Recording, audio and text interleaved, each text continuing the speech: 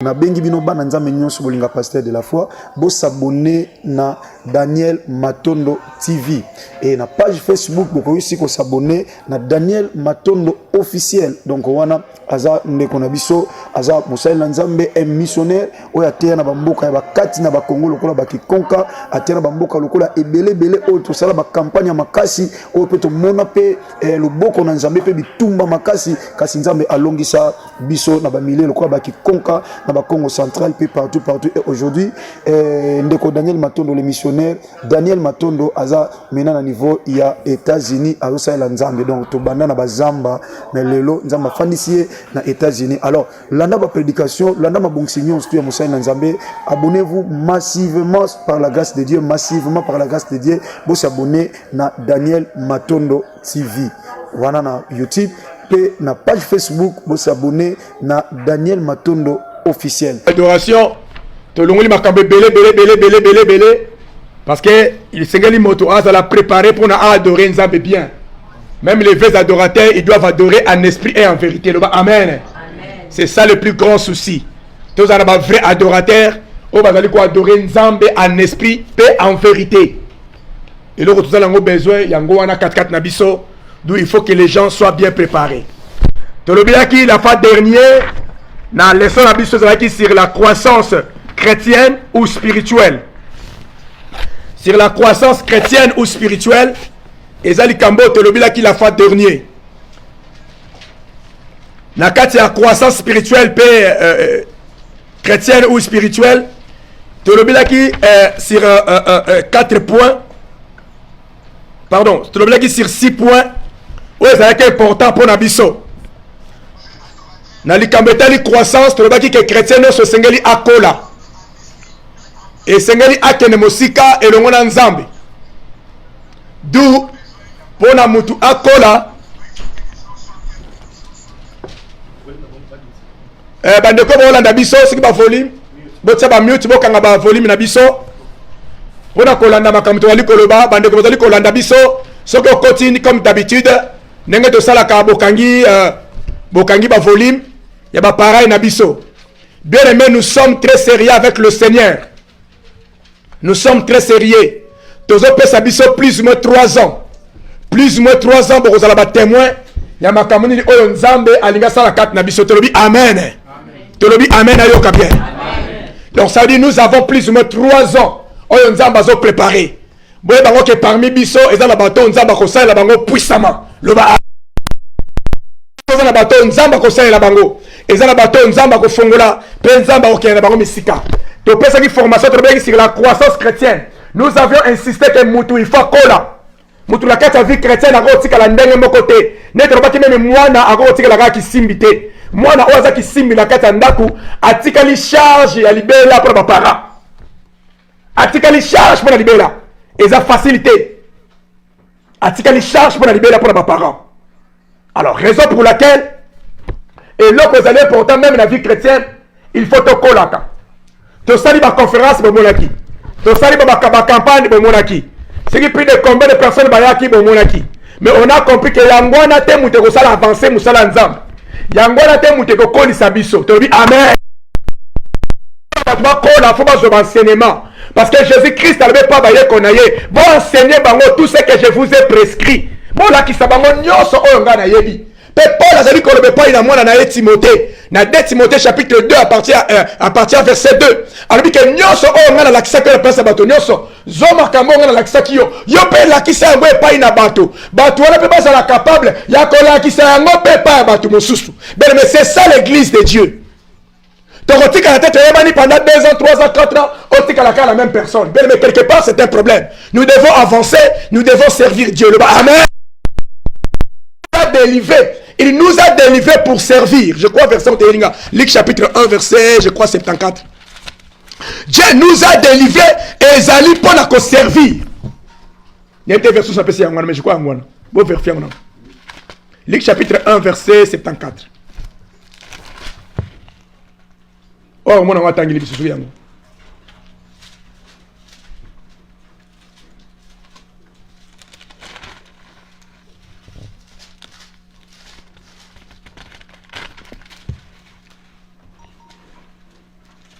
bandeko boza na ligne mpe so botangi nete toyoka bango. Voilà, yango wana ko nalobi bien. Allez, yango. Luc chapitre 1 verset 74. De nous permettre, après que nous serions délivrés de la main de nos ennemis, de les servir sans crainte. Voilà. De nous permettre, après que nous serions délivrés de la main de la main de nos ennemis, de les servir sans crainte. Donc, atabi awake, tangu nzambe azali kokango na biso na kati maboko ya banguna na biso, ezali pour to servir nzambe na kati ya kobanga te. Loba amen. Donc, Dieu nous délivre pour servir. Maintenant, il est temps de servir. La bénédiction de Dieu est dans le service. Amen. Bible dit, vous me servirez et je vous bénirai. Le bas, amen. Amen. Vous me servirez et je vous bénirai. La bénédiction est réservée aux gens qui servent. Maintenant, servir Dieu, cela ne veut pas dire que tu sois seulement pasteur. Non! Même si tu n'es pas pasteur, il y a plusieurs façons de servir Dieu. Tu peux servir Dieu par ton argent. Tu peux prendre un engagement dans la église, on sait l'ensemble. Tu peux donner ton emploi du temps, tu sers Dieu. Biso quand tu as un côté à Malbanzambe, tu m'as dit que ça, tu as le côté, 15 ans, 17 ans, on a le côté. Mais il y avait des gens qui nous donnaient l'argent.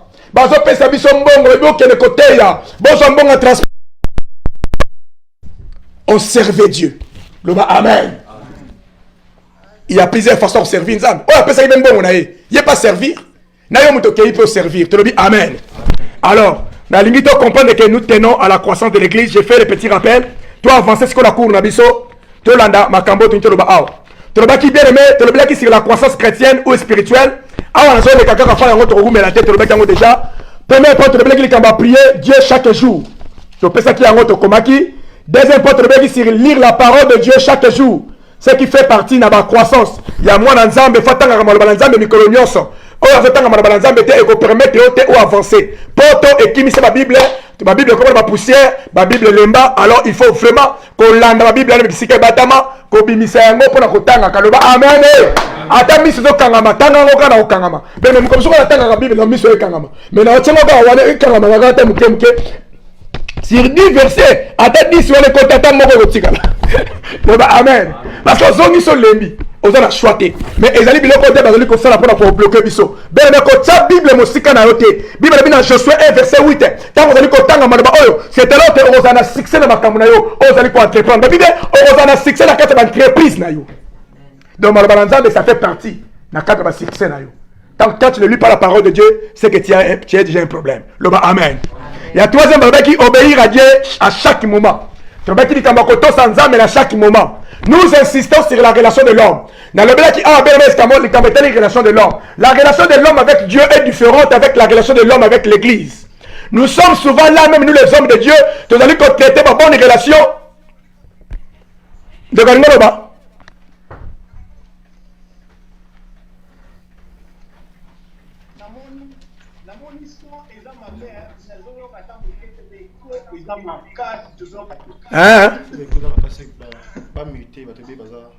C'est que bato mingi bazala baline bakangaki ba téléphone na bango te bakangi ba bit te.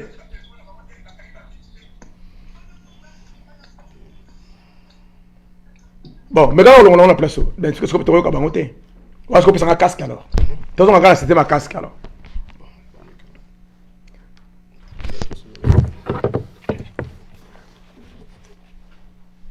Allô, c'est comme qui va bien?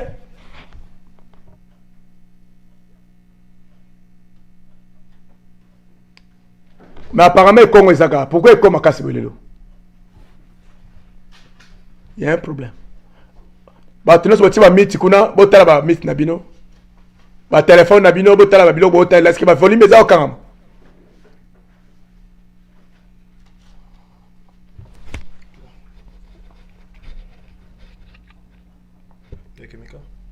Allô? Bonjour, comment c'est bien?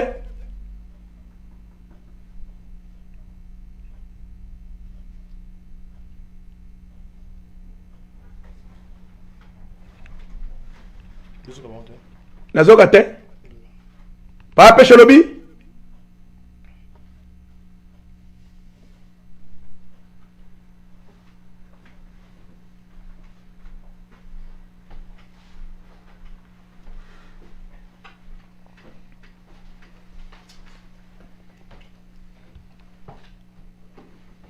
Allô?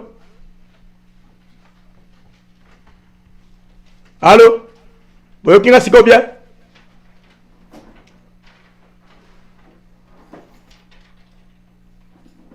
Est-ce que boyo kanga na tchele boko? Boyo kinga oyo kya tchele boko? Ah, ce qu'on a moni ça va, hein? Ben ko longo, hein?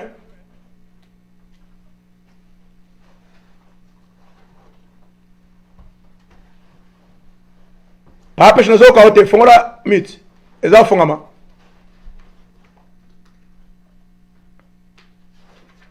qu'est-ce qu'il y a?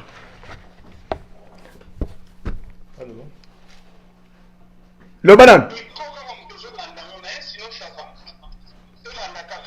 Eko, hein? C'est quoi Boboyoki?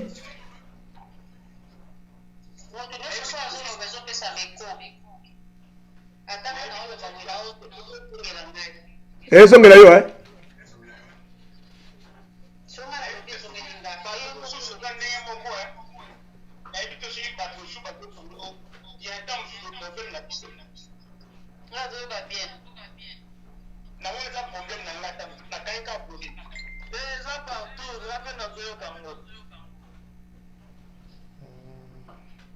Bon, continue encore.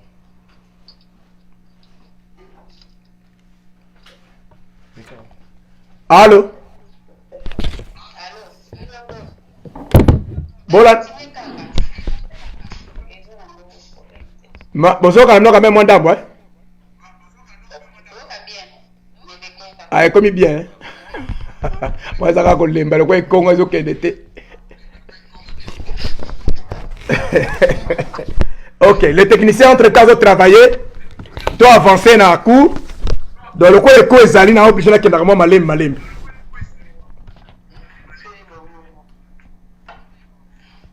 Mais quand ça n'a qu'à lier les locaux, mon appareil, mon réseau, et c'est la réception quelque part. Je ne sais pas quel appareil. Est-ce que tu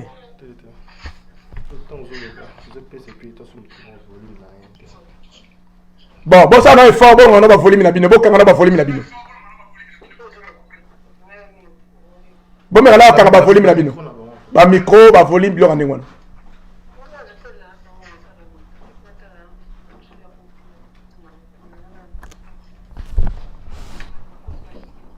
Bon, nous avons le bassin pour que vous compreniez bien que vous avez les signes. Vous avez un signe. Tu veux quoi avancer? Merci beaucoup. Nous avons pas mon abino na comme Jésus Christ.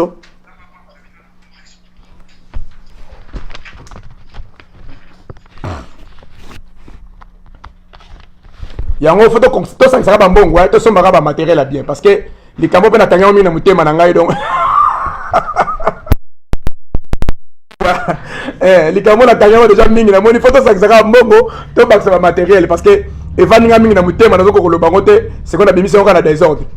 Donc en tout cas photo changer parce que tous autres débrier mais façon ça mieux ezali mais c'est un biso tout ça va matériel. Alors prochainement tu auras la biso de vie, biso no bisika to alito 500 bongo wana. Tout ça matériel parce que vous avez sa colère spirituelle, hein? Et puis sa colère spirituelle. Alors, merci beaucoup nous avons le coup.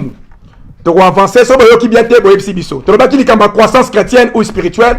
Tu vas prier Dieu chaque jour. Tu vas lire la parole de Dieu chaque jour. Tu vas obéir à Dieu à chaque moment. Côté sans à chaque moment.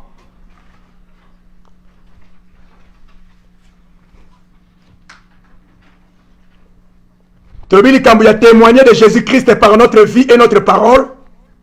Témoigner de Jésus-Christ par notre vie et notre parole. Ma vie n'a pas de la témoignage. Ma vie n'a pas de la mouinda. Le corps n'est pas de la mouinda. Mais attention, il y a un document qui est lambo. Ils ont un petit amour de la mouinda. Ils ont un petit amour. Pour mes années, je fais de la mouinda. Amen. Mais il a un peu de la sacrament que mon Christ soit allé mouinda. C'est très important. Babi, c'est confier à Dieu, nous-mêmes et tout ce qui nous concerne. Tout ce qu'on fait pas, il y a un biso moko pe na nyoso tozana yango. Donc cela veut dire que nyonso oeza kat na yo, mbongo na yo, biloko na yo, bomengo nyonso bana na yo, bazali ya nzambe pe yo moko pozali ya nzambe. Loba amen. Babi, laissez le Saint-Esprit diriger votre vie. Ce qui Saint-Esprit allait diriger vie na yo, c'est alors que bien aimé le Seigneur au réussir. Leçon numéro 5. Voilà tout ça qui rappelle. Leçon numéro 5. Et ça qui sur la prière, to koma ki yango. Sur la prière.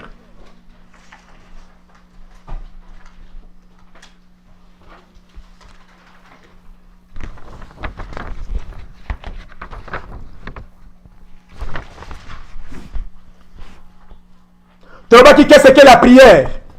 Prier, c'est parler avec Dieu. C'est aussi écouter Dieu. C'est un dialogue avec quelqu'un qui est proche de nous, qui nous écoute, qui nous aime beaucoup. Elle est une relation intime avec Dieu. Le bas, amen. Voilà. Donc, nous devons savoir certaines explications. Entre prière, c'est parler avec Dieu. Bien aimé, insista qui boy. Définition il y a prière, parler avec Dieu, et la définition de Pessango, la bataille, Babandi chrétien Sika. Parce qu'en réalité, la prière, ce n'est pas seulement parler, c'est au-delà de parler. Le bas, amen. Alors, tant que tu peux s'arranger, tu peux s'arranger prière, parler. Mais la personne qui veut aller plus loin, tu veux que prière, les acteurs à parler.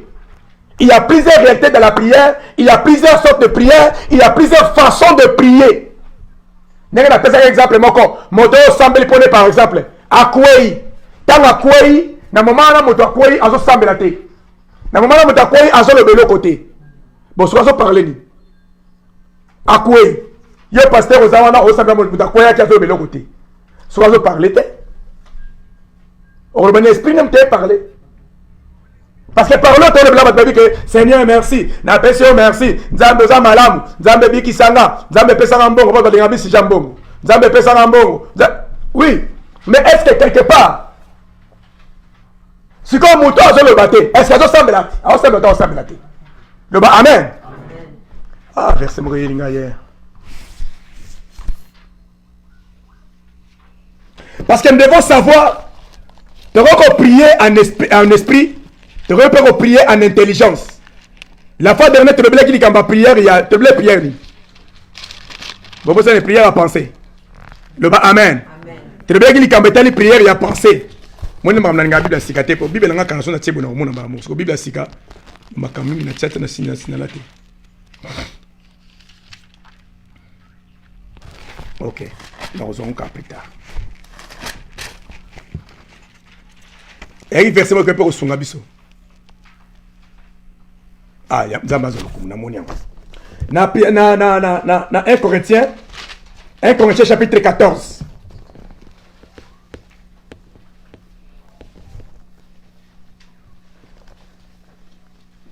Na bana passer à verset 13 na koleka ngoma mbangu, mais la linga même domaine la prière to comprendre parce que ils appellent pas domaine ko révolutionner biso makasi pe ko sunga ba vie chrétienne na biso. Babi na verset 13. C'est pourquoi que celui qui parle en langue prie pour avoir le don d'interprétation ou d'interpréter. Babi moto azali ko ba munoko sika fo assemble là, nzambe appelle cette interprétation en langue naïe. To le blanc comme sous. Car si je prie en langue, mon esprit est en prière, mais mon intelligence demeure stérile. Alors, quand on a dit qu'on semble en langue, babi que esprit n'a pas la prière, mais intelligence n'a pas stérile. Et le côté. Or que souvent quand nous parlons par rapport à l'intelligence. Le bas, amen. Aujourd'hui, makambo yebi nzambe nazaki na posa boye, na senga ki yo boye, na linga ki boye. Et cette intelligence mutezo sala. Ben mais développer cette domaine de prière. Demain prière sur développer, on finit pas de la développer. Et c'est très important. Alors, quand on a dit qu'on semble là, dans la langue, alors c'est comme maintenant c'est la prière de la langue. Les collègues te dit la prière de la pensée. Donc, on dit qu'il y a plusieurs sortes de prières. Sauf que tu continues dans le détail, au moment où tu as prière, tu as là, ming tu semble là. Mais si tu as semble là, mais ils ont le domaine de la prière, tu vas aller pour exploiter. Le bas, amen. Le bas, amen, pour amen, tu as la mousson bien. Il y a un autre qui est surtout utilisé. Paramètres sur la prière pour la gloire dans le monde. Babitan, vous allez qu'on semble en langue. Esprit, nous allons qu'on semble là. Mais intelligence, nous allons qu'on semble là.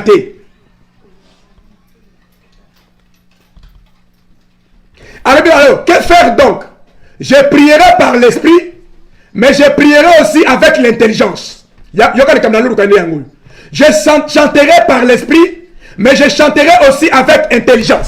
On m'a dit, alors ce qu'on parle de Bini, est-ce que ça a dit? Donc, c'est que ça a dit. N'a prié en esprit, n'a prié en personne. On va répondre à tes écoles.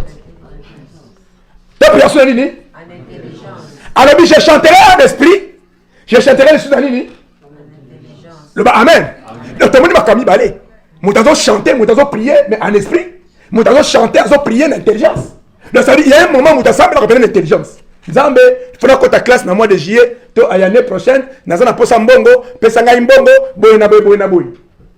Et ça, la prière, c'est en esprit. Ça dit, quand on s'en va en esprit, elles ne dépendent de la connaissance, et elles dépendent de la connaissance, mais elles dépendent de la connaissance. Amen. Parce que la carte de prière, tout ça, on ressemble par exemple pour la pasteur. On le dit, Nzambe batte la pasteur, n'est pasteur à Zakuna Nandaku, Tarsa Zanandaku, batte les nains, moi, ce n'est pas la malade. Nous avons un moment pasteur à Zandaku. Pasteur à Washington. Yosko Samuel Nzambe, pas moi la pasteur à Zandaku. Tant que nous sommes dans l'église, l'église est la manzane, pas moi la pasteur parce qu'à Zoté, on est bien le quoi Christ, c'est un quoi, tu bien qui m'a pas à Zoté. Nous avons pasteur à Zoté, pasteur à Tenegi de Semo Songolo Pakala et Sikaboy. Yo sambe ce qu'on zambe Genzambe, pasteur, bisika dans l'église lelo, pambola pena pasteur nanga, makamarote elle la terre kitoko, batuma bongo la mitema, batuma ndimelo obominzoto otoki, nzambe, pasteur Daniel, kilita lelo, en tout cas kembo la zambe molisama. Pasteur azawana te, pasteur azaki dans l'hôpital, l'autre la mutu malade. Ce que ça va prier ngo que fele ton zama yo.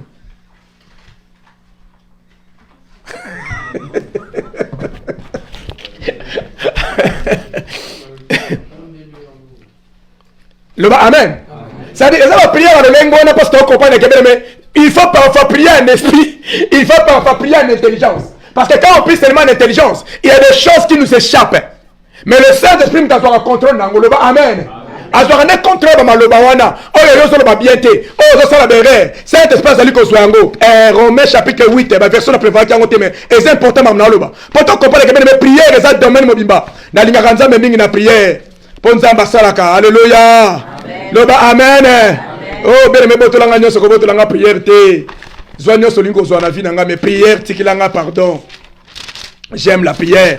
Pour yangum te solution pour notre pour vie nangai. Makamna mona nzamba sa na prière. Na mona mtako pexanga prière te loba amen. Yango tato ba kenza ba longa salaka bele metelo ba avec fierté pour te binzambe wana. Eza ma soloté. Est-ce que molonga sananga? Romains chapitre 8, je crois verset 26.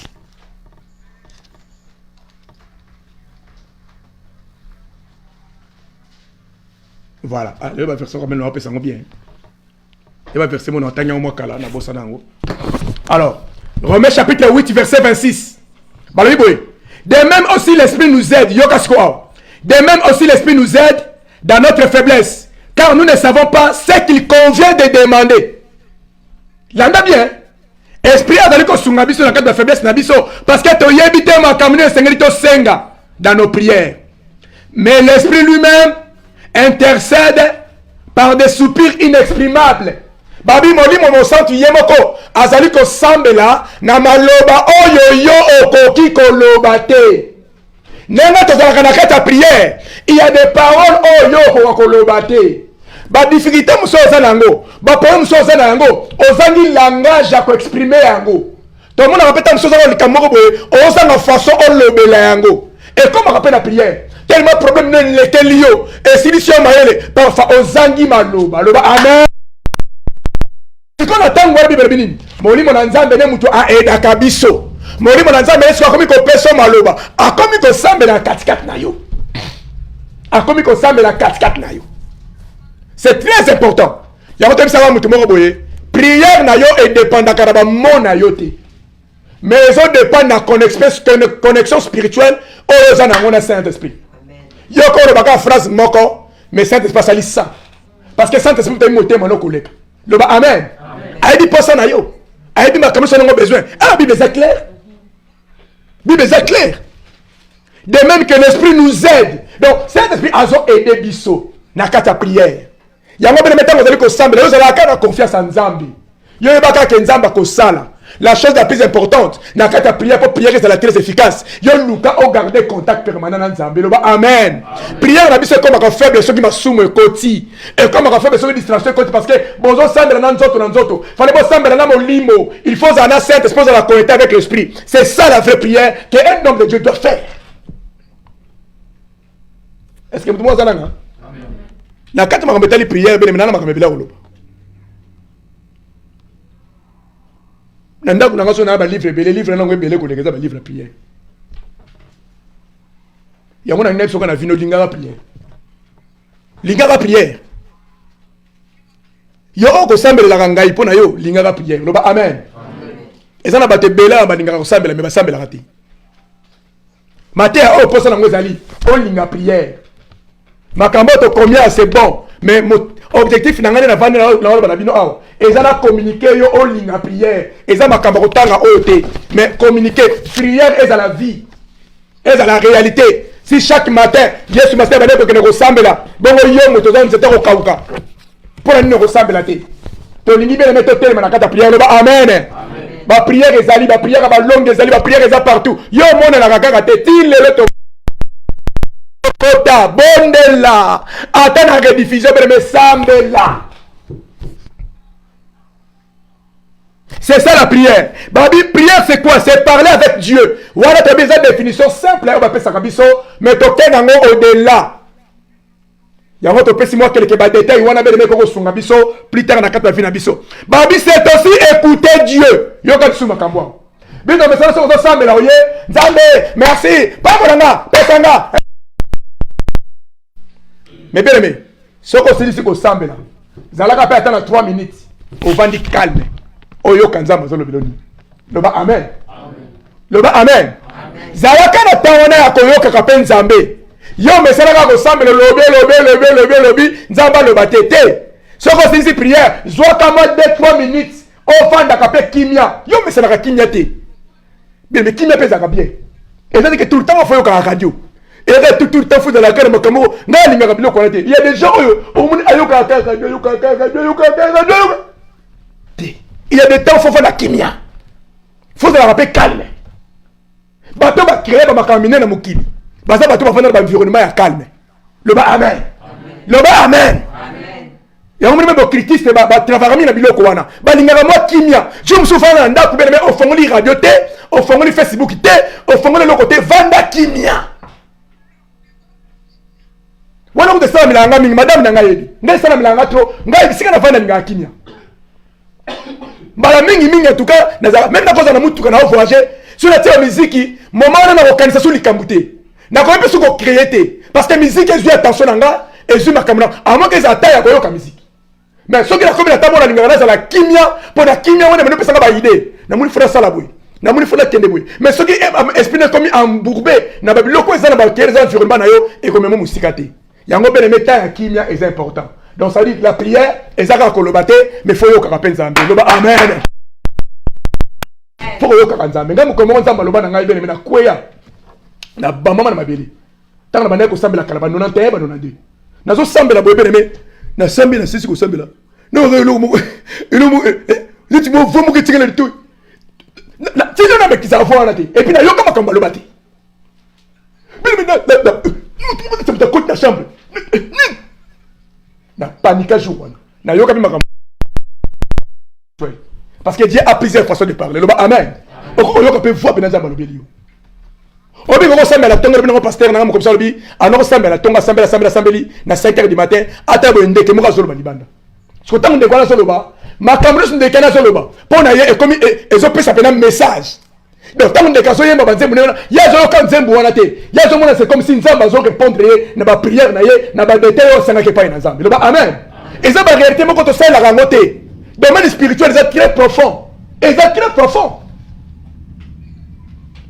Il y a un moment où même ça m'a bengi ba domaine ba prophétie, ba domaine ba parole, la connaissance, il faut pas dans la carte profondeur wana. Pour pas jouer kabilo ko nzamba zo pesa. Mais là comment retenir les animes. Ndenge ni ko yoka nzamba. Et là ko retenir awa, on a papier awa ezate. Eza boy. Na ba tango apona bande comme sous. Soko lingo yoka nzamba bien. Tango zali ko sambela, il y a une voix intérieure qui va monter en toi.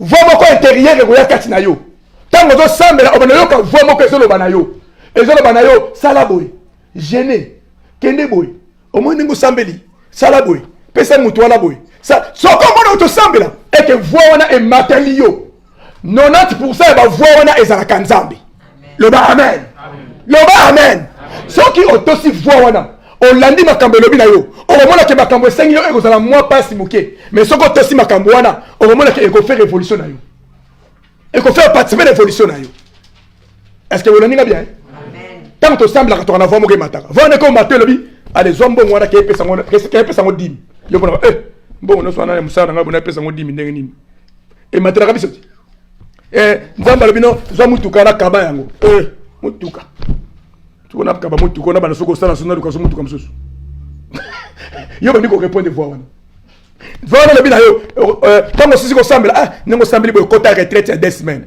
2 semaines na misala po to pasi 2 semaines yo orépondaka voix wana nasina ndenge ozolanda ngai bona so Alléluia. Alléluia. Voilà maintenant la Bible, ce qu'on a dit bien, et ça voit mon que la facilité. Et ça voit ma classe. Et que c'est mon gars ma kamoko. Faut pas comme kaka. Et ben nous sommes comme ma au côté 3 jours comme la main était colliate. Et on voit nini. Ça met 3 jours 4 jours on raté vertige. De yo on a la réponse. On a la réponse. Oh non, il faut la me tongo aucune église au sokole église au foroli au pangusi au selma. Ba voilà mataka. Si vous avez maté yo, et bon, on s'en va moko, nzamba pambola kiye, nzamba pesa kiye mutuka, ngana zo sambela pona ye, nzamba lobi na ngai yebisa mosala nzambe wana azwa mutuka na pesa ngo papa spirituel na ye. Na bengi ye, na bi papa, bakabilo mutuka, ozo sepela na sepeli. OK. Ngata na prier pour nous voir matelinga, lobi na ngai yebisa yo, mutuka neza yo te. Oyo koma oyo pasteur oyo na nzoto to.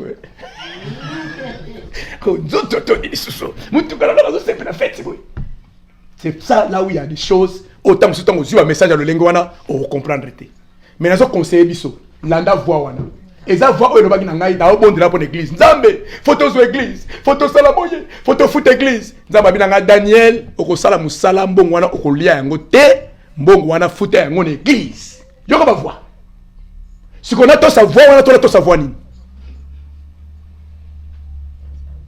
Vous avez un problème financier dans la zone. Le bas, amen.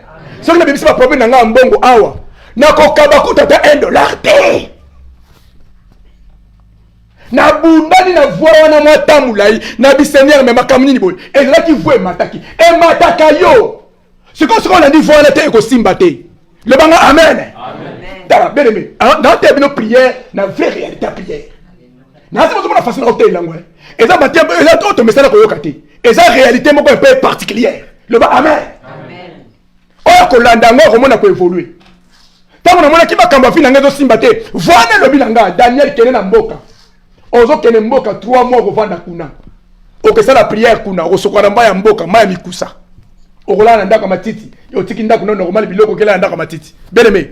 Na tosaka voix wana tant makamene ko simbate pe voix wana bien aimé le Seigneur ya ngum te sala ki etombola pe finanga loba amen pour la carte prière wana ezaki pasi ezaki pasi bien aimé pose comme le quoi libaya pose nzoto comme le quoi libaya mais la carte prière wana ezana mokolo nzamba visita ki finanga mokolo nzamba amoni sa makambe belebele mokolo nzamba pesa ki ba visa a pesa makambe na betaka histoire ngo tout le temps awa bien mais ezala ki voue mataki na kepa papa na molimo na bi papa ta la fête ba le banangai alobina ke na zamba papa na molimo alobina ok ne mboka ngabia na ok mboka ok ne ko na mboka yo kinwa ok na mboka ezala ki banzela wana ne nzambe amemaki ngapo amemanga na brisement yango mona makamanza bien mais soko leki na brisement te yona ba paye différence ko zala te lo ba amen moi na nzambo aleki na ba brisement ko la ta Versace mais Versace il y a brisement le ba amen abeti bena Weston mais Weston il y a brisement on demande à la tiens à l'aise à pe kimia za poser puis za propre pour nga diga ba za la propre mais on za paye akoya sikoyo ala na sabatino mokili Versace na yango ce qui comme ni yango parce que nous autres sala azo somba déjà mutuka bi ba komona mikolo Nicolo calme, on parle quand on côté là tous les gars. Le bas amen. C'est parce que nous avons monté zanan. Ba ressentir na Nicolo. Ce qu'on a baraté, ba ressentir au Nicolo, ba tango ba ta kabala non.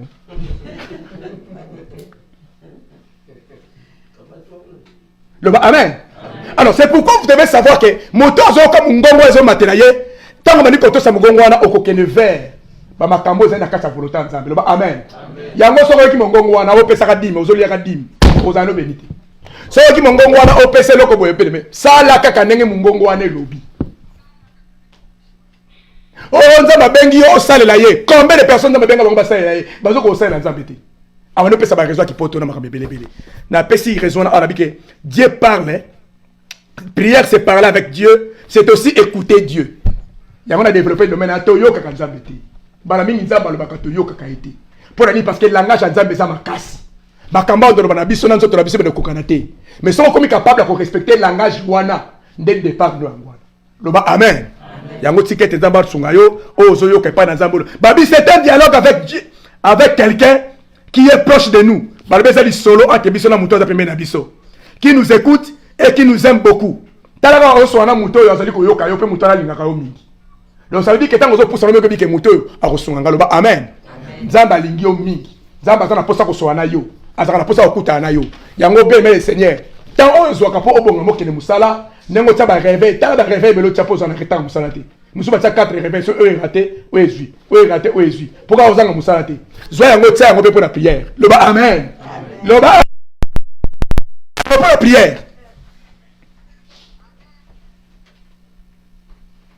C'est un mot pour la prière. Peut-être nous sommes bien aimés et un sacrifice. Celui qui sacrifice, c'est peut-être au sein de l'Cameroun ou salaté. Prière est un sacrifice. Et puis la prière est un courage. Donc, il y a encore ensemble la tête, vous avez faible. Vous avez fainéant. Pas les fainéants. Parce que prière est un courageux. Si vous avez courageux, vous avez raté. Donc, si vous avez raté, vous avez un catalyste à fainéant. Ok, on a limité que vous avez fainéant. Amen. Nandimité. Moïse a maté la montagne pendant 40 jours à prière. Ils ont blagué. Il faut en baliter. Bien, les méthodes tellement à prière. Diable a zobanga bambongo na ote. A zobanga bana na ote. A zobanga bamisala na ote, ba projet na ote. Mais a zobanga fait de prière na yo. Loba amen. A zobanga fait de prière na yo. Pour nous, so zo au bon moment pas zabete aussi baté. Net lobaki awa. Tozomona ki baté belé bazawana. Tous en a terre au salon comme si tu as diable d'attaquer bisous de la prière. Papa tu m'y pas semble la faute diable attaquer. Nous attendons le diable s'attaquer ça bébé ici hein. On est la prière mais c'est bébé qui. Donc tant que nous quand on réparer retard. Nous avons faut prévenir. Mais moi pas ça on a aller razana bien on a ça bon on a na poto na ressemble la ligne. Donc ça on a tenu la minoté même ko ko bête qui ba benga ngelo nini. Qui ni. Donc comme il passe temps on ça wapi. Mais sans suite. Et sans suite. Pasteur, mais ça, oui. Alors il faut éviter ça. Il faut demeurer dans la présence de Dieu. Loba, amen. Loba, amen. Donc il y a quelqu'un qui t'aime beaucoup. Ou à ça, prêt à répondre à ma prière. Alors pourquoi prier? Pourquoi prier? Tu as 1 Thessaloniciens chapitre 5 verset 17. Tu as prier sans cesse. Tu peux faire un exemple. Tu as prier sans cesse. Tu as prier parce que prier sans cesse, c'est que banda tongo banda ki kolobe, ti lobi. Tu dois prier sans cesse et zali ko za na relation permanente avec Dieu. Le amen. Et là qu'il faut que tenir na 4 verset o yangwana. So ko zali côté yango quelque part. Côté yango te ke mais to semble la er noso, to semble te, ko semble er noso te o leba. Ma le be aussi là yo. Mais la kisikaka, tous en a relation permanente dans Zambé. Moi, tous en a relation permanente dans Zambé, en esprit, en zali qu'on semble sans cesse. Le bas, amen. C'est pourquoi là, ils allaient lier la sanctification. Ils allaient lier la relation intimité. Il y a maintenant dans Zambé. Mais comprenez le verset biblique bien. Il y a un autre bien ami qu'on a une bonne relation avec Dieu. Si quelqu'un est en bas, la pambo, le bas, amen. Ça le beaucoup de la combo na Yesu. Le bas, na bien ami qu'on a une relation malade dans Zambé. Le bana benga miko za na relation malamu na Nzambe. Amen. Nzamba pambola biso na kombo na Yesu Masia. C'est très important bien aimé. Alors, pourquoi prier? La prière apporte la gloire au Père. Alléluia. La prière apporte la gloire au Père. Dans Jean chapitre 14, verset 12 à 14, quand on a vu en vérité, je vous le dis, celui qui croit en moi fera aussi les œuvres que tout ce que vous demanderez à mon nom, je le ferai, afin que le Père soit glorifié dans le Fils. Tout ce que vous demanderez à mon nom, je le ferai, afin que le Père soit glorifié dans le Fils. Amen. Ça veut dire quoi? Notre Dieu, vous devez savoir. Verset. Raison. Pourquoi prier? Il y a des personnes qui c'est un ordre. La prière apporte la gloire au Père. Bien. Nasama bele awa nzambe azana besoin eloko mususu te soki gloire te. Nzambe akeli mutu pona gloire na ye. Ba mbongo, ba matériel, biloko soli ko mwana kata mokili ezali ya nzambe. Loba amen. Nzambe azana posa na yango te. Soki sikotango biso to senga ka biloko, o nzambe pambola nga nzambe pesanga. Soki nzambe pesa ka biso, ezali parce que nzambe azana posa kanga azwa gloire kati na yo. Soki apesi yo mwana eza po azwa gloire. Apesi yo musala, apesi yo poto pose azwa gloire. Apesi yo mbongo commission millionnaire po azwa nini gloire. Loba amen. Si comme muto zo comprendre que nzambe apesi nga po azwa gloire, akomi kumisa ndenge. Parce que komi kumisa za place ya nzambe. Komi kumisa na koko simba yango te. Et tout le monde, le pasteur, il va faire un comportement changé. Façon qu'on vend de les changer. Qui t'est changé? La réalité est changée. Nous ne sommes pas dit parce que, à comme qu'on loue comme moi le coup. Tout ça, on a beaucoup d'attention. Amen. La gloire est pour notre Seigneur Jésus-Christ. Amen. Alors, si Dieu agit, ça répond à la gloire. Parce que dans le barango, nous avons Nzambe à l'attaque gloire. Biloko Nzambe à Kolia et sa gloire. Yango sengeli to adoraka to tombola Nzambe. Siko tango zali ko tombola Nzambe eza système ya le corbeau et le renard. Au moment où le renard azo kumisa corbeau te, ta azo kumisa corbeau sali. Akwesi le fromage. Le ba amen. Nzambe soki pena na motema na yo. Oza na komi kitisa. O tiere na place na ye. O kumisa kaye. Na o sale la kayo. O reconnaître kaye. O kozanga le côté. Le ba amen. O kozanga le côté parce qu'il faut pas mbula yo pour y avoir sa gloire. Il y a la mbongo te. Il y a la posa de gloire. Mbongo zwa na yo. Biloko no zwa na yo. Mais il y a la posa gloire. Le ba amen. Ça la posa ça la pour azwa gloire. Bien mais c'est ça na ye. Nzamba ko sala na ye. Ya ngombe na meso na ensemble na Nzambe. Na linga kutele que gauche à droite Nzambe. So na bika ke Nzambe na ngaza vivant. Na zara déjà si na zui. Pour ani si na zui parce que Nzamba zo luka gloire. Ayebi que ce que les cambo salami a kozwa gloire. Le kola Nzamba za na sima ya kolanda gloire. Nzambe fa sala pour nini pour gloire et monisama. Ya ngota ngozali ko prier. Yeba déjà ko na 90% ya chance les cambo ensemble na ozwa. Pour ce que simbi o kozwa gloire. Nzamba kozwa gloire. Le ba amen. Tambula la conception wana et ko changer façon de prier na yo. Ya on a baki bene combien de fois Bible na biso risque ya ko passe quoi. Combien de fois trop Bible passe quoi. Nasi bande ko na deke prière na le basi témoignage ya ndeko fala bota. Babi mwana baluka mwana baluki mwana position mabe mwana zo simba te a kande yelinga ponga kande yaka. Tango kande ye na Bible na bitala na Bible na ngai. Soki mwana na lelo zongi te na pasoli Bible. Alebo ke hôpital bo ke talis. Ba ke talis abele me mwana zongi. Loba amen. Nakanda na nganda ngwana. Ndeko wana komone Carlos abi papa. Yango nzamba mwana ndenge nini? Na moni makamsu akomokama abi dai mwana utna upeseka komoda naye matono makamwana mwana na mwana na uti. Doto zida Daniel matono so azaka kata libumu obota mabie Daniel matono komona Yesu. Loba amen. Amen. Obota mabie.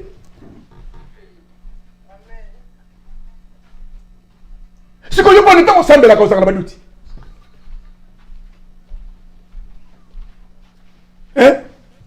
Pono ni kwa sambela ti.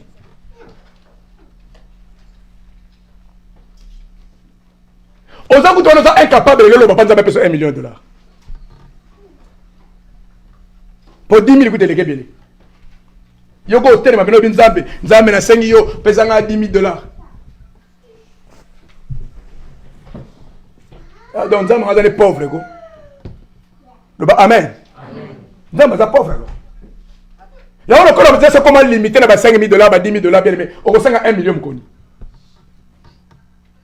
Parce que au sein de la Nzambe, mais yo moko du takano Nzambe. Yo moko pesa no confiance. C'est pourquoi je vais vous dire une chose bien aimé. Osez des grandes choses pour Dieu Dieu fera des grandes choses pour vous. Amen. Amen. Osez des grandes choses pour Dieu. Dieu fera des grandes choses pour vous. Nous avons préparé bino pour faire la campagne minée dans le stade Awa. Nous avons préparé bino pour faire le bloc comme Yoto. Mayoto est avaté. Nous avons un grand Dieu. Amen. Bino pour faire des grandes campagnes. Na bakata ba stade eza na mboka oyo. Ko sala ba activité minée na kata mboka oyo. Ko s'imposer na baba kama mabe ozali ko sala na kata mboka oyo. C'est comme ça que nous sommes en train de vous préparer. Si vous avez formé, vous avez Amen. La prière a une puissance. Et si Dieu agit, c'est pour que Nzamba soit gloire. Alors le quoi Nzamba soit gloire, bien aimé, vous avez Amen. Vous avez na lingi pauvre pembe nangate. Na linga pauvreté. Nazo beta seta nazo bien na lingi pauvreté. Nzamba azana posa soit gloire na kati na bino. Bata maladie te lingité. La bonne santé c'est notre partage. Amen. To boyi maladie. Ce que mon église c'est comme qu'on gérer bata maladie le l'hôpital, église ezali hôpital té. Église ezali cimetière té. Ya batu ba kufa ba fandi. Non. C'est le lien de la résurrection. Amen. Parce que tout le monde Lazare azali na kata tombe. Mais tu as écouté une église, Jésus. Tu as écouté une épouse, église, Jésus. Lazare était ressuscité. Amen. Donc dans une église de réveil, on ne peut pas accepter Moutou. Bah finakaye, Moutou azalakata misalamabe, azalakata malédiction. Oui, encore où tu as une église, mais tu as une église, il faut bien la solution. Amen.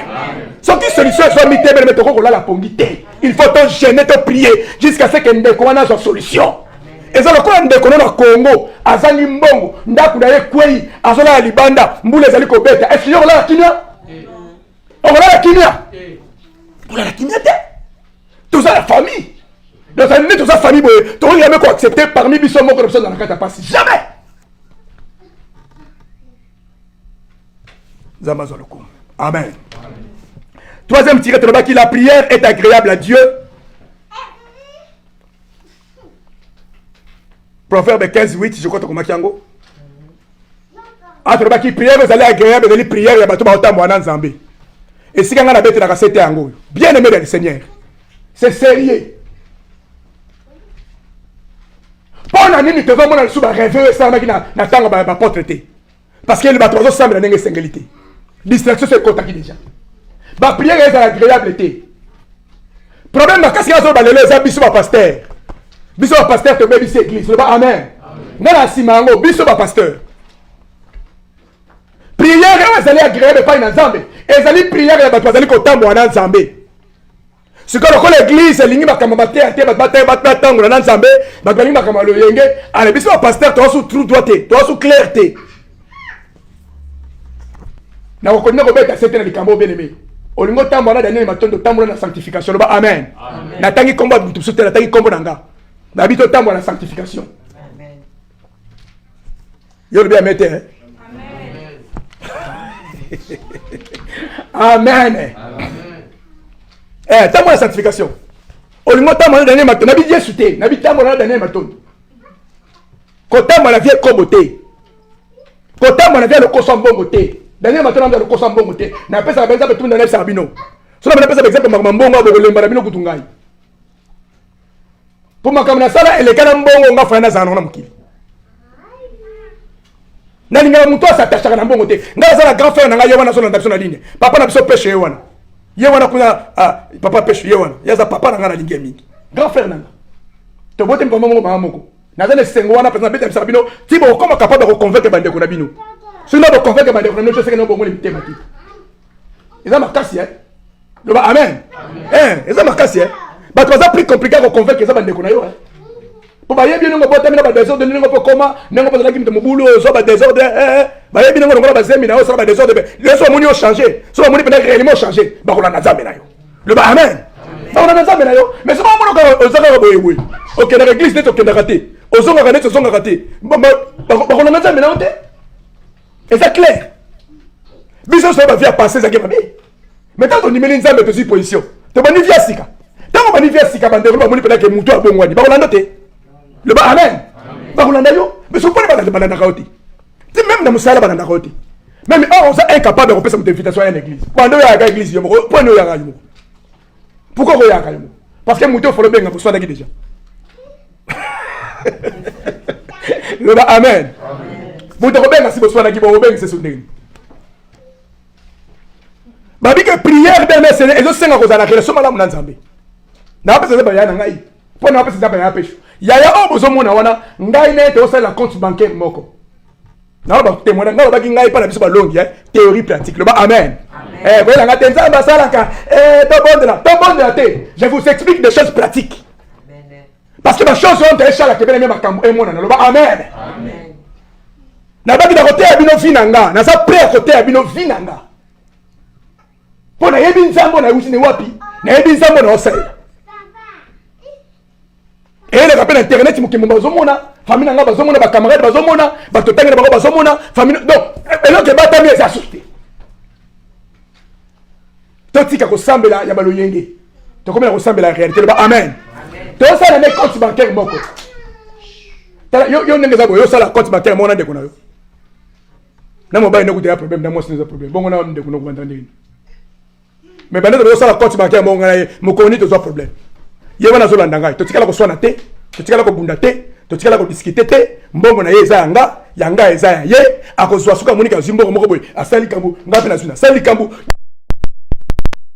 banda ti lelo mukolo moko ko sala mote du coup je comprends que azana mutema ana pona mbongo zelo côté le ba amen surtout on a $10,000 to kabula ngala ko baneta so avier yoza grand frère yoza moi 7,000 alors de Daniel 7,000 te yo ne soit 7,000 puis en 3,000 et ça comprend bien aimé donc quand tu as la pratique à parole tout ce qui est là bas sur pas en pamba c'est alors que tu remontes ensemble la prière pas ça a une efficacité et ça lié la relation wana ya ngomoni bana to bani to ke musika penza ba zo ko musu ngai na poto na te na begiza minene et ça yé wana ye muta managenga ye muta seli makabele bele ye muta futela ngambonga tika poto ye muta sala ngamba grand frère na ngai papa na ngai mais yo na TV yo na TV sikona ba na te na te no makamna batami ne ba te ba seli be glissa soko zona ba kartsa ba bamie mabanga et même si on a reçu ba kele ba kartsa ba bamie mabanga mais akimi na kartsa ba ngate côté moko boye à l'église de Jésus-Christ sur des lumières. Alors, il y a tout ça. Bien aimé, il faut monter dans l'histoire, dans la parcours. Amen. Donc, quand on a la théorie, quand on a la distraction, quand on a la vie Jésus-Christ de Nazareth. Amen. Alors, la vie de prière, ce que nous comptons pour laquelle il m'a ensemble. Bien aimé, tu vas voir la gloire de Dieu. Amen. Zamba ko sala biso plus que Daniel Matondo. Zamba ko sala ba grande chose. A ko sala ba merveille ba fina biso. Ya moto ni ba fi de prière et la muka. Prière ba longi, bo pataka. Bo partageaka. Nzamba zo sala zo monisama bato zo l'église bazo sambela bato zo partout yo mona la kate ozala ka wapi tanga ninga bazo sambela osala kanini o mona tako masola papa tam so ko fino ka TV tam so ko fino ka information o ko fino ko kangana ba Facebook ben mais ta la prière yango to lingi moto ça comprendre que le temps est arrivé le bas de temps est arrivé le bas de temps est arrivé amen alors dans des parties de Barbie pour ne pas tomber dans les tentations. Très important. C'est pourquoi prier. Il y a A Telobaki, c'est un ordre. B Telobaki, la prière apporte la gloire au Père. C Telobaki, la prière est agréable à Dieu. D Telobi, pour ne pas tomber dans la tentation. Bien aimé. Il y a un seul mot. Pour la nuit, tout le monde a ramené Bassala Nzambe, Moussou Mona, Azam Moussala Nzamba, Koina et Kobo. Tout le monde a Moussala Nzamba, Koina, Makama, Koyiba. Pour la nuit. Tu dois savoir. Prier chaque jour, c'est un devoir. Le bas, amen. Amen. Le bas, amen. Amen. Bonne année. Ce qui au moni moto, mokoloana a quoi une tentation. L'ande la vie n'a pas prière mokoloana. C'est qu'à sambela quitter. C'est qu'à sambela quitter. Mouton a une prière. Soit écouter la tentation à kolonga. Amen. On a dit bien. Mais si vous croyez à prière, et qu'à écouter la tentation, et comme il y a problème. Il y a un même Jésus que chaque matin, Marc chapitre 1 verset 35, chaque matin, Jésus a dit que semble là. Pour dire parce qu'il y a que chaque jour, à un coup de problème, chaque jour, et dans la camboisie que y a, donc il faut chaque jour, n'a rien chargé à la batterie n'angai. Alors, si tu veux être un chrétien stable, pour qu'on longue ma tentation, on longue ma baie, tu dois demeurer dans la prière. Amen. Onction, on est que longue ma sumu, ya mukoloana, et ça, quand onction, on est dans la prière, ya mukoloana. Qui a compris? Amen. L'onction qui doit vaincre le péché de ces jours-là, est seulement la prière faite ces jours-là. C'est l'onction qui est attachée à cette prière, faite ces jours-là. Onction wana, oh, est fraîche. Yango mte kolonga. Yango mona ba pasteur ebele o pasteur kuyi. So on a dit pasteur wana me kwana sambela ito. So on a dit moi distraction côté. Yo mona ba pasteur église ya munene ba bazoteya. Est-ce que bi fia pasteur? Oui makama osa. Oui biso tele kwapi. Na kotela bino témoignage mo ko to tia ngwa bele me bokoza surpris. Ndeko mo ka pesa ki témoignage ba tambu siefi la kitasa ndoso na ndenga molimo zo kila zo tala l'église, a tala l'église. Mais bah là qui c'est bêta, il y a pas de.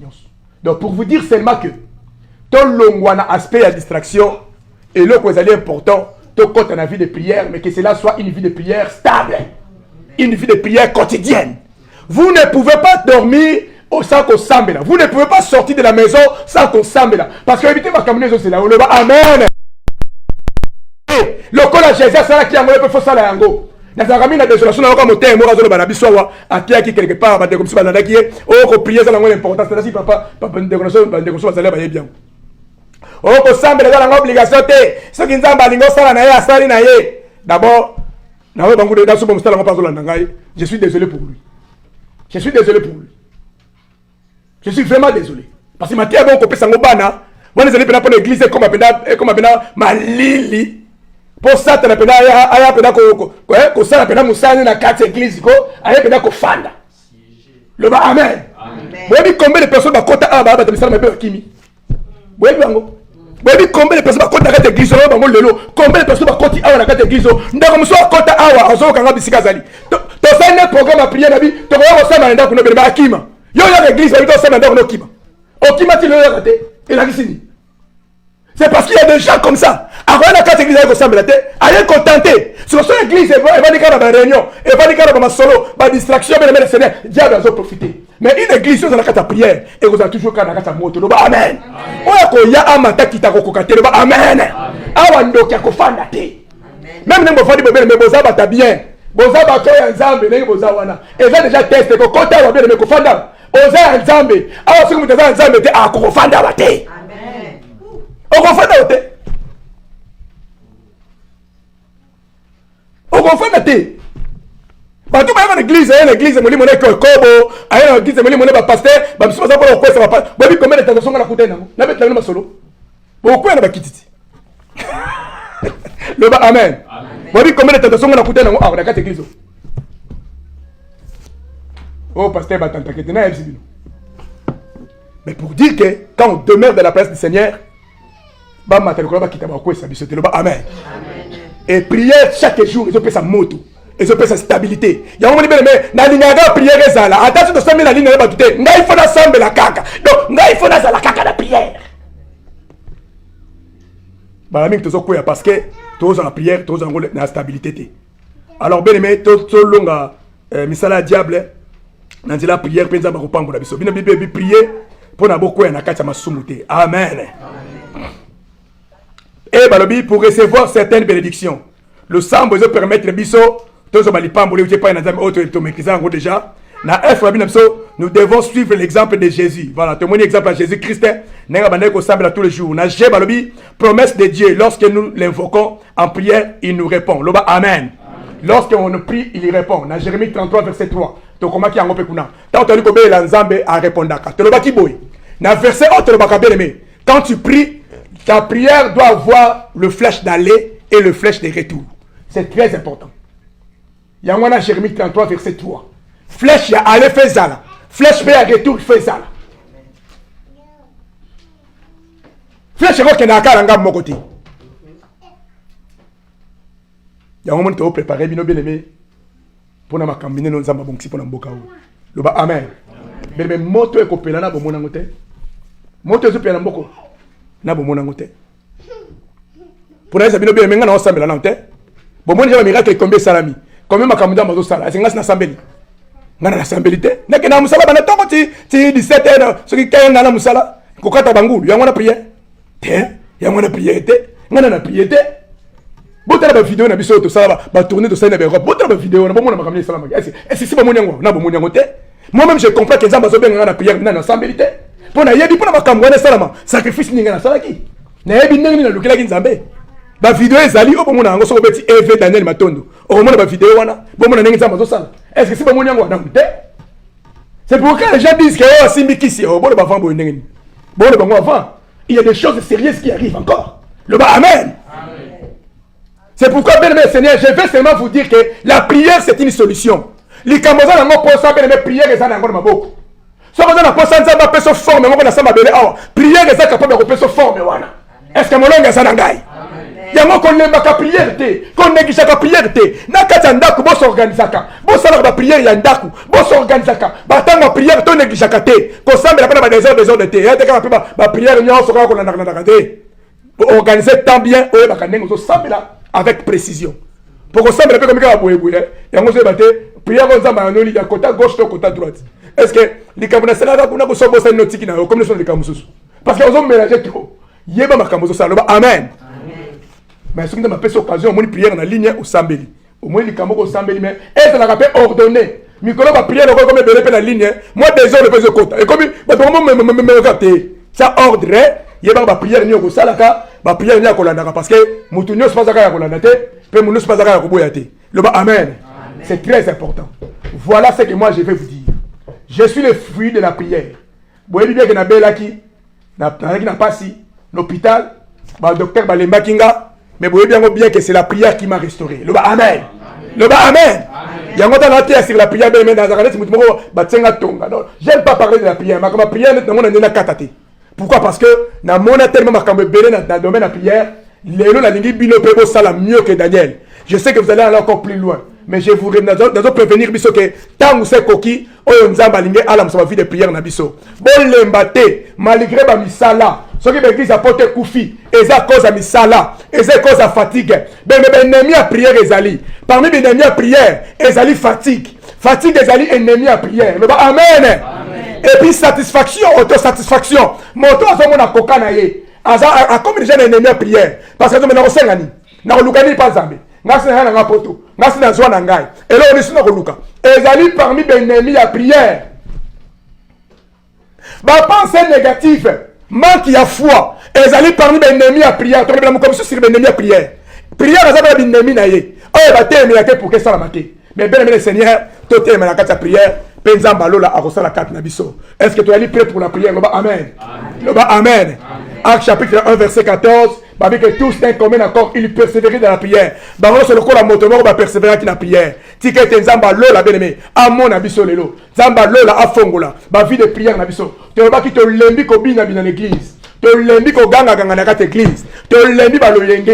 Tu lembi sikoto comme la likamba connaissance. Tu vas pena que élément Nzamba to sambela. Pour toi la poste to vivre Nzambe. Est-ce que mon lembi ko ça ngai? Amen. Toza na posa to mona Nzambe. Bien aimé okomona Nzambe na vie na yo. Mbula o Nzamba zo préparer yo parce que 2021 okosala ba exploit le bas amen. Le bas amen.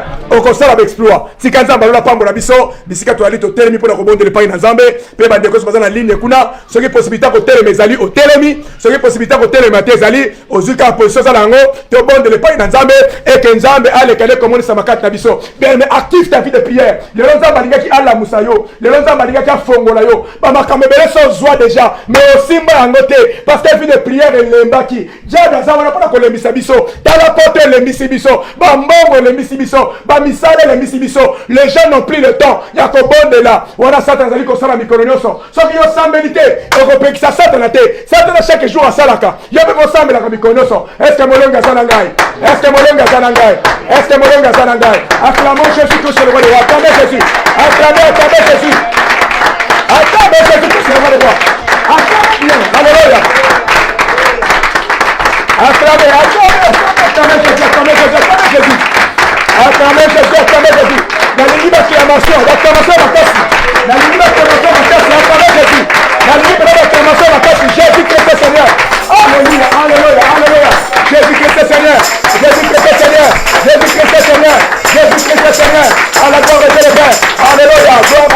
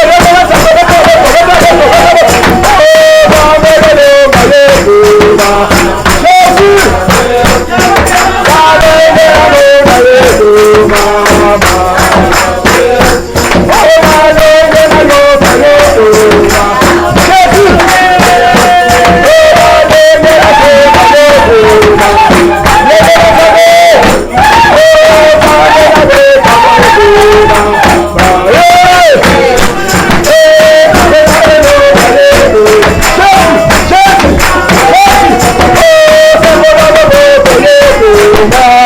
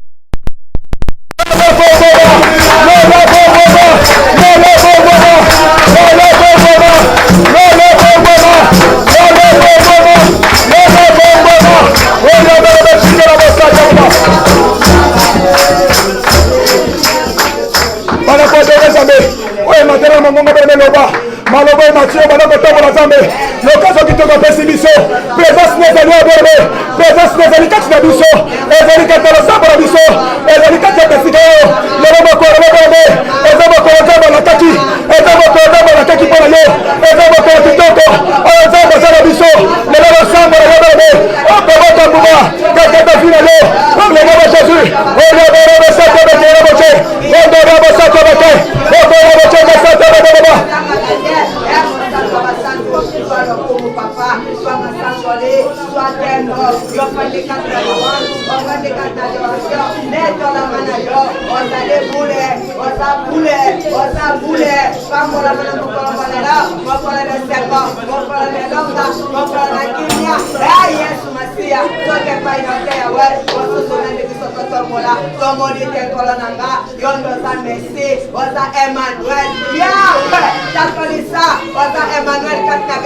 dans l'église de Bonamilembo, il y a Emmanuel d'ailleurs, quatre n'avons pas une maison, il y a le bon maison, donc on peut prendre la terre, donc on voit comment il va ta terre, donc on a vu sa maçon les terres, donc on a vu sa matière, ah bien non, il y a non là, on va la main à rejeter, on va la main à rejeter, on va mon sasso, on va un zambé, on va un brouillard, on va un niosa, Yahweh, ma chance de papa, ma chance de papa, merci de passer. Jésus!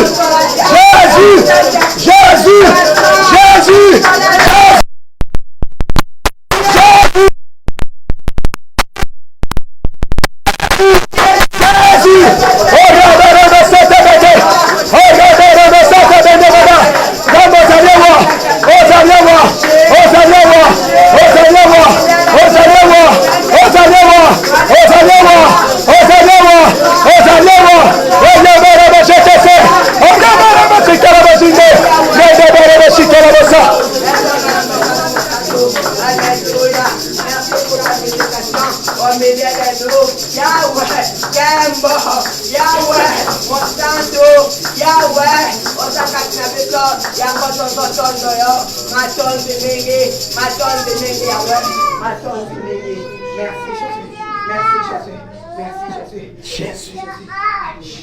Seigneur, merci pour ta présence. Merci pour ta main puissante qui est sur nous. Merci pour ta gloire qui est notre partage. Tu as dit dans ta parole, Seigneur, dans Jean chapitre 14, tout ce que vous demanderez à mon nom, je le ferai. Afin que le Père soit glorifié dans le Fils. Amen. Seigneur, l'heure est arrivée pour que tes enfants puissent te témoigner, voyant tes merveilles réalisées dans leur vie. Ils ne manqueront pas un mot à dire. Raison pour laquelle en ce moment, Seigneur, nous sommes très contents de nous retrouver dans ta présence. Car c'est le temps de vrais adorateurs. C'est le temps de vrais adorateurs. L'heure est arrivée où les vrais adorateurs t'adoreront en esprit et en vérité. Raison pour laquelle, Seigneur, grand Dieu, nous te bénissons pour cette adoration qui vient de briser les chaînes. Nous te bénissons, Seigneur, désormais pour cette adoration qui vient de ressusciter des vies. Nous te bénissons, l'éternel grand Dieu, pour ta présence insondable parmi nous. Que ton nom soit béni, Seigneur, de maintenant et à jamais. Demeure en nous, Seigneur. Sois avec nous, au nom de Jésus. Toi qui es notre Seigneur et Sauveur. Nous t'acclamons, Jésus, notre roi. Nous t'acclamons, Jésus, le Sauveur. Le Sauveur de l'humanité. Nous t'acclamons, Jésus. Et nous devons écouter et écouter la voix des signes d'adoration. Nous t'acclamons, Dieu l'éternel. Parce que toi, c'est la bénédiction. Ceux qui sont dans nos maisons, ils sont bénis, Seigneur. Alléluia. Que le nom de Dieu soit béni. Au nom de Jésus-Christ. Amen. Amen. Acclamons encore Jésus-Christ, le roi des rois. Acclamons encore Jésus. Jésus Seigneur. Jésus Seigneur. À la gloire de Dieu le Père. Amen. Amen. Te vanir la commune sur Massia. Oui, c'est ça la vraie adoration. Dieu prépare des vrais adorateurs. Mais mes potes te fait changer. Ma réalité fait changer. Nzamba n'a pas sa vraie adorateur. Le bas Amen. Penanimi que Nzamba yoki le sambo pa yoki adoration na yo. Nzamba sali au-delà. Ya ozele ko kanisa po sili ko senge pa na ye. Tika Nzamba pambulo na commune sur Massia. Amen. Amen. Tokomi na tanga otsa bo frère na biso. Tozo tsa bo frère na biso bande ko frère pona o bazana ligne. tolobaki totiaka bofrère na cash app kotia ofrère na cash app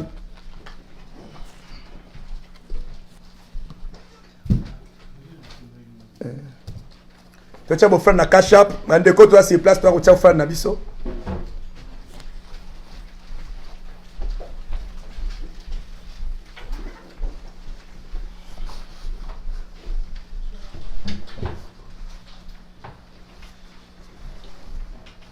Amen. Amen. To pesinde me merci. Pour la bande de cognon, sur vous allez qu'on a besoin la ligne. Zamba pambo la biso parce que tous on a nombre les belé la ligne qu'on a besoin d'ara biso. Les na on a bien télé combien de personnes kuna. Donc je crois que Zamba sunga pour la haute dans la ligne à niveau ya EMC school.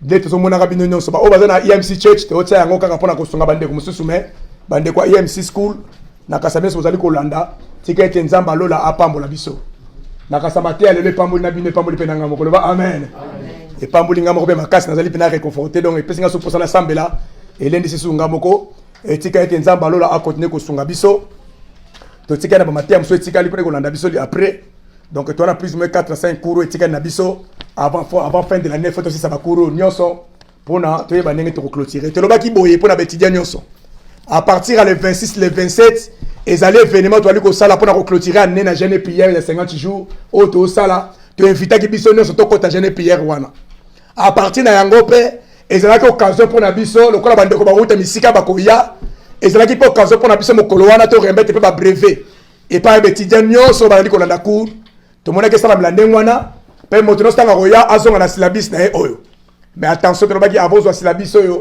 faut to yeba peut-être ko komaka po faut les gana test so ko vu test té si la biso yote. Donc je crois que si la biso est à disposition la biso na bande ko baza misika to reçoit yango to poster to rotine la bango ngo bazwa ba diplôme wana bazwa pe ba syllabus pour ba sala rango tango nyonso.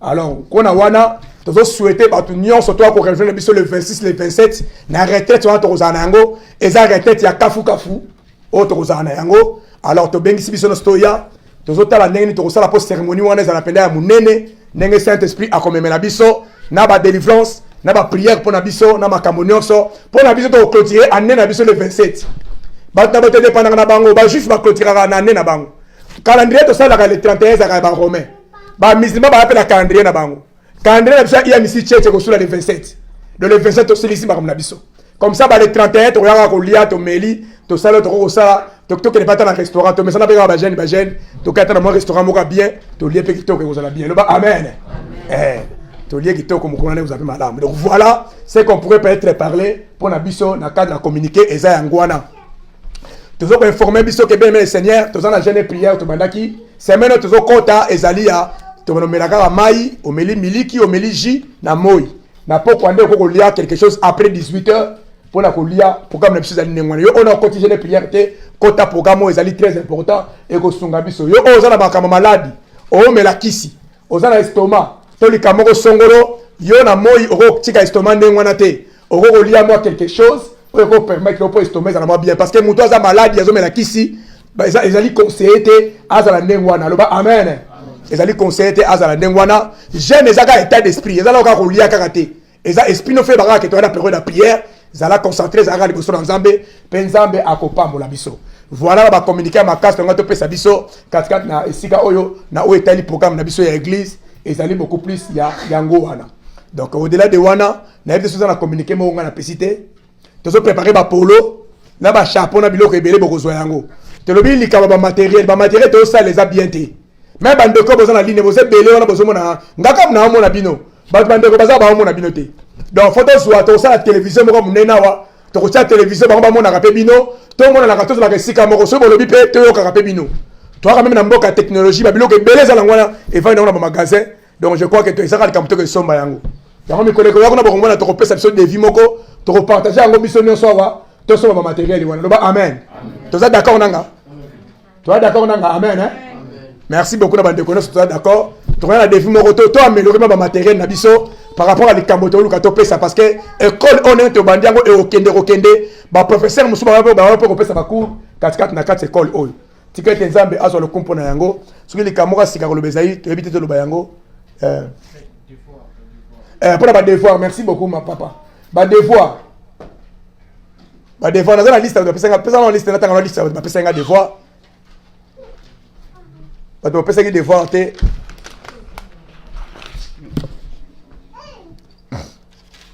na bato to kotanga ba combat so moni combo na hote au signaler biso le sous to ça la email moko pone so ya ke sika moko le ko ya ki de façon éparpillée to moni devant na biso aya maman na biso Evelyne to moni devant na maman na biso Annie Papa Picho. to moni papa Pecho papa Pecho to moni devant papa Pecho to moni frère na biso Chilo to moni sœur na biso Divina na sœur Marie no ba pesenga bo pesenga devant na bino. Tout le monde devant maman Fidélie. Tout le monde devant ya papa Raph. Ba devant tout le monde yangwana nani susu.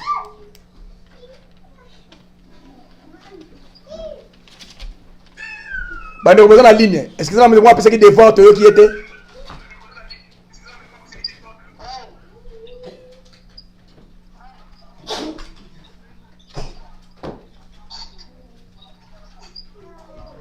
bon ba de retourner est-ce que ba devant ba auto penser qui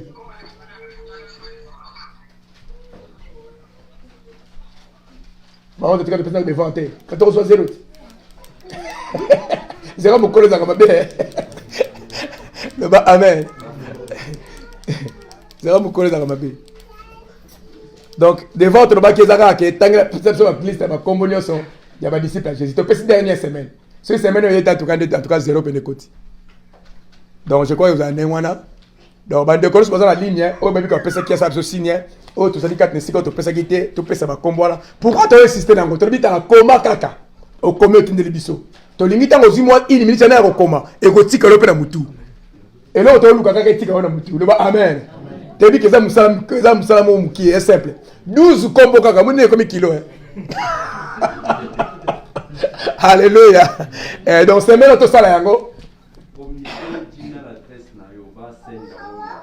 na Gmail adresse donc Gmail adresse nanga dali Daniel Matondo K Daniel Matondo K nasuka gmail.com Daniel Matondo K nasuka gmail.com so ko tekune koma photo sala papa nani to sala nini moko boîte moko ya EMC school EMC school @gmail.com sala EMC school mais pour le moment on va retinda batna Daniel Matondo K gmail.com to réunir on Martina en fin de semaine autre ceux qui suppose l'image prochaine de repère sa devoir.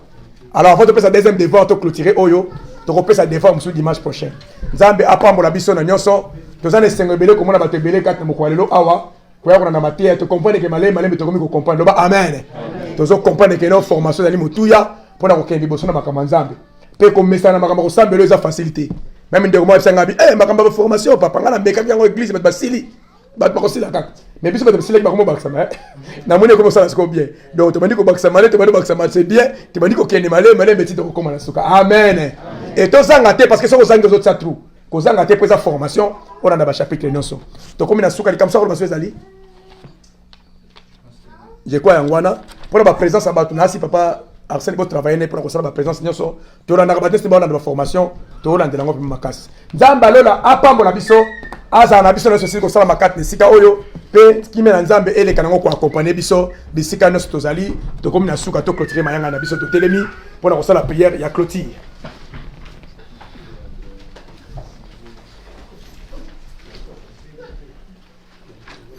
Petit maboko likolo pour na sala prière ya clôture tika semaine maboko nzambe pambola ba journée na onyo so banda lundi kino dimanche nzambe atambula na yo lokolo bandi semaine longo na nzambe bisika no yoko za nzambe pe a défendre yo sambele pa na nzambe bisika yoko nyata o dominer bele makambo ezali ebele na ba misala to lokende makambo ezebele so to bane pesa ba témoignage to kosilisa te to zana bato normal na bato bazali normal te mais nzambe alongi so bisika no yoko zala nyoso oyo ko simba nzamba fongola bazana yango to moni fende na neba malade ko biko kota to moni ba kufa so kota ba makamande na nenge zali ko tambula mais na ndaku na ona vino ekokota te au nom de Jésus Christ de Nazareth.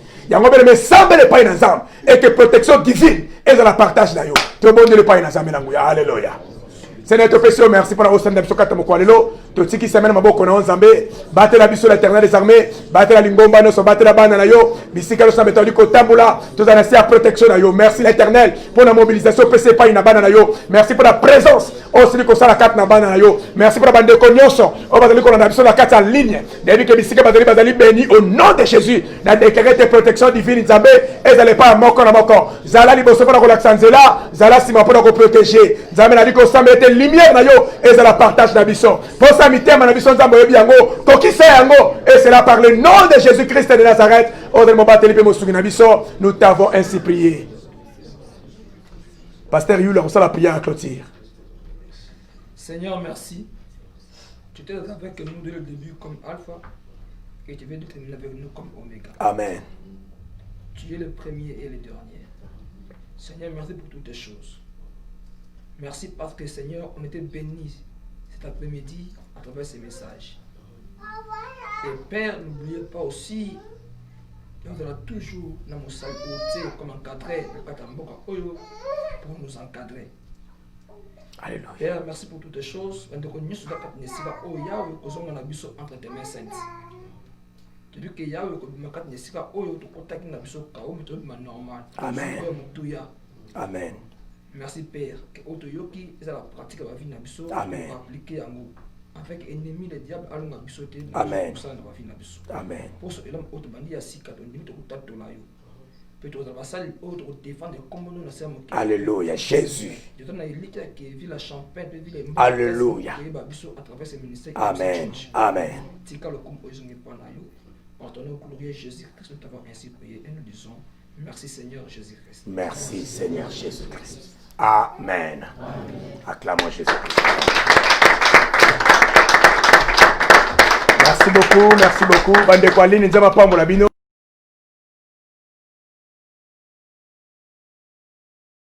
Na bengi bino bana nzambe nyonso bolinga pasteur de la foi bo s'abonner na Daniel Matondo TV et na page Facebook boko aussi ko s'abonner na Daniel Matondo officiel. Donc wana aza ndeko na biso aza mosali nzambe un missionnaire oya te na bamboka ya bakati na bakongo lokola bakikonka atia na bamboka lokola ebele o to sala ba campagne makasi o pe to mona pe loboko na nzambe pe bitumba makasi kasi nzambe alongisa biso na ba milé lokola bakikonka na ba Congo central puis partout et aujourd'hui ndeko Daniel Matondo le missionnaire Daniel Matondo aza mena na niveau ya États-Unis azo la nzambe donc to banda na bazamba mais lelo nzamba fandisier na États-Unis. Alors landa ba prédication landa ma bonsignon surtout ya mosali na nzambe, abonnez-vous massivement par la grâce de Dieu, massivement par la grâce de Dieu, vous s'abonner na Daniel Matondo TV wana na YouTube pe na page Facebook vous s'abonner na Daniel Matondo officiel.